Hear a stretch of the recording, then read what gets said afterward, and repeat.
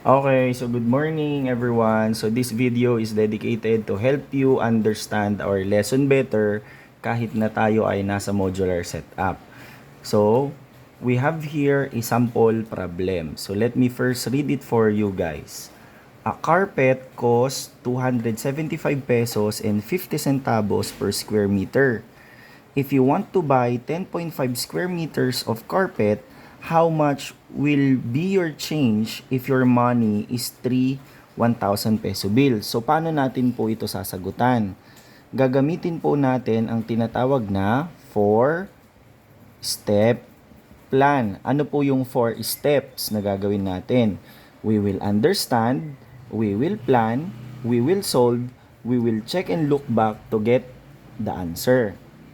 So, ang una mong tatanungin sa sarili mo, for you to understand is to ask this question. 3 questions lang. So, first, what is asked in the problem? Ano ang tinatanong?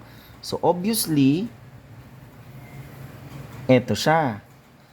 So, ang problema natin ay, how much will be your change if your money is 3 1,000 bills? So, that is the first one. So dahil alam na natin kung ano yung tinatanong, titignan natin ngayon what are the given facts. Pag sinabing given facts, you will look for the given number. So ano po yung given number? 275 pesos. So we will write it here.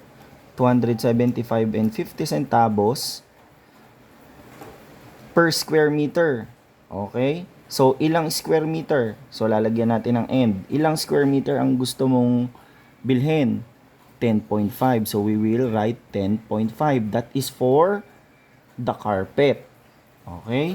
Next. Tignan natin kung magkano yung pera. Sabi dito, how much will be your change if your money is 3 1,000 bills? So, ang pera mo ay 1,000. Ilang piraso nga?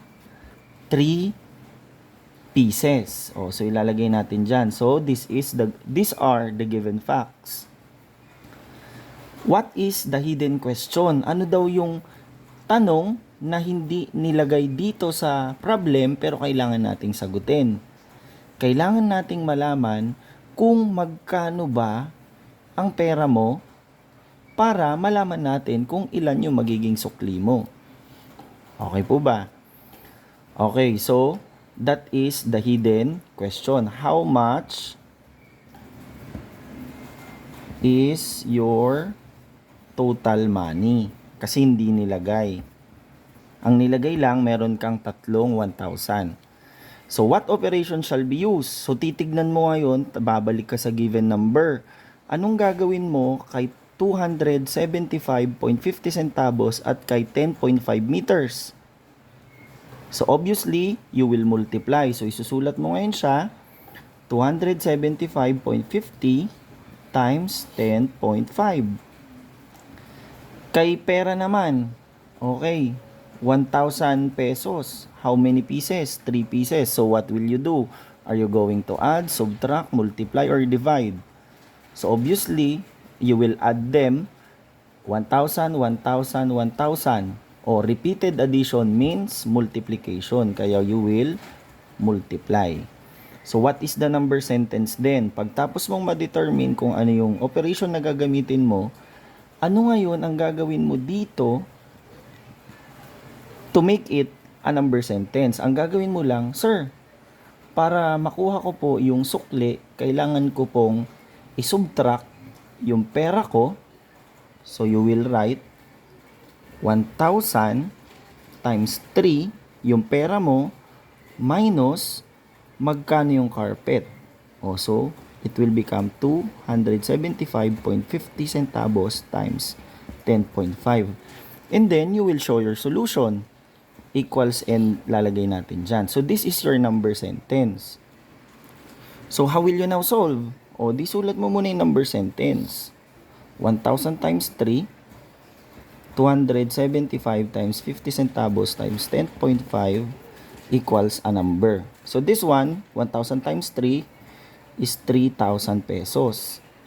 Now, 275.50 centavos times 10.5. So, hindi mo yan kayang i-mental. So, ilalagay mo 275.50 times 10.5. So, you will multiply. 5 times 0 is 0. 5 times 5 is 25, carry 2. 5 times 5 is 25 plus 2 is 27, carry 2. 5 times 7 is 35 plus 2, 37, carry 3. 5 times 2 is 10 plus 3 is 13.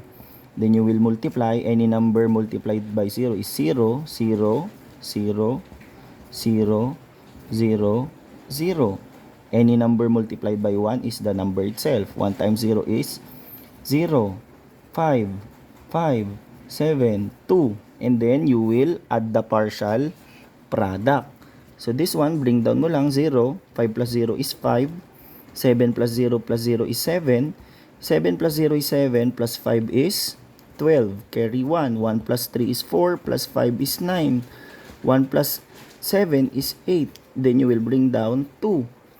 So para sa decimal, bibilangin mo lang kung ilang decimal number. 1, 2, 3. 1, 2, 3 point. So this is your difference. So susulat mo dyan 0.75. You will omit this one since wala siyang value. So ilalagay mo ganyan and then you will subtract na. So 3,000 minus 2,892.75. Sir, walang katapat. So you will annex 0. Magdadagdag ka ng 0. So 5, hindi mo pwede. So dito ka magbabaro muna. This one will become 10. Become 9. Become 10. Become 9. Become 10. Become 9. Papautang ulit. Become 9. Become 10.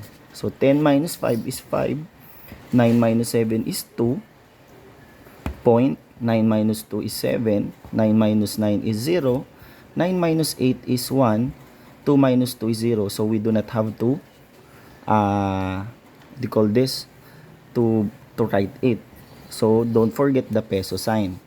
So meaning the answer will be 107.25 pesos. That is your change after subtracting how much money you have minus how much is the cost of the carpet. So ilalagay mo ngayon dito 107.25. So how will you now check your answer? All you have to do is to add them lang ulit. I-add mo lang siya ulit. I-make sure mo lang na hindi ka nagkamali sa pagsusubtract. So if you are going to add this one, it must result to 3,000 pesos. O let's try 0, carry 1. So this is 10, carry 1. This is 10, carry 1. 1 plus 9 is 10, carry 1. 1 plus 8 plus 1 is 10, carry 1. So 3. So ibig sabihin, your answer is correct. And do not state your answer like this one kasi this is given problem. So bubuuin mo lang. How much will be your change if your money is 1,000 peso bill? Kaya ang magiging answer mo, your change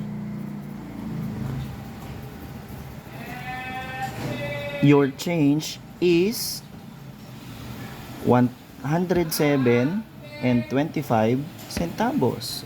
So that is now the answer.